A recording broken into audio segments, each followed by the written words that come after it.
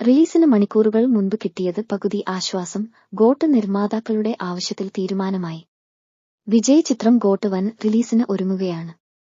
അതിനിടയിൽ ചിത്രത്തിന്റെ നിർമ്മാതാക്കളുടെ അഭ്യർത്ഥനയെ തുടർന്ന് September 5 Thalapathy the greatest of all time അഥവാ ഗോട്ട് സിനിമയ്ക്ക് ഒരു പ്രത്യേക ഷോയ്ക്ക് തമിഴ്നാട് സർക്കാർ അനുമതി നൽകി.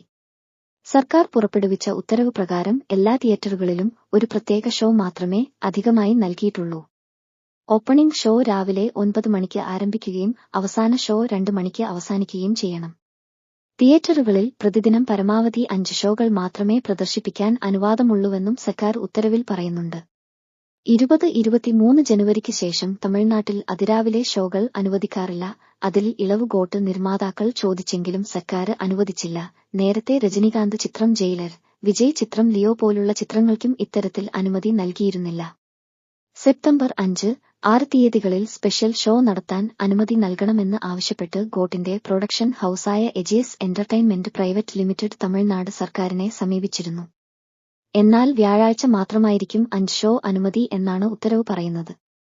പ്രസ്തുത അപേക്ഷ പരിഗണിച്ച് സ്പെഷ്യൽ സ്ക്രീനിംഗിന്റെ സമയം വർദ്ധിപ്പിച്ചാൽ പോലീസിന്റെ സഹകരണത്തോടെ കൂടുതൽ സുരക്ഷാ സംവിധാനങ്ങളും മതിയായ ക്രമീകരണങ്ങൾ ഏർപ്പെടുത്തേണ്ടിവരും എന്ന് റവന്യൂ അഡ്മിനിസ്ട്രേഷൻ കമ്മീഷണർ സർക്കാരിനെ അറിയിച്ചിരുന്നു. ഇതും പരിഗണിച്ചാണ് സർക്കാർ തീരുമാനം. പ്രധാനമായി വിജയുടെ കരിയറിലെ അവസാന പടത്തിനു മുൻപുള്ള ചിത്രം എന്ന കാരണത്താൽ ഇതിനകം വൻ ഹൈപ്പിലാണ് ചിത്രം.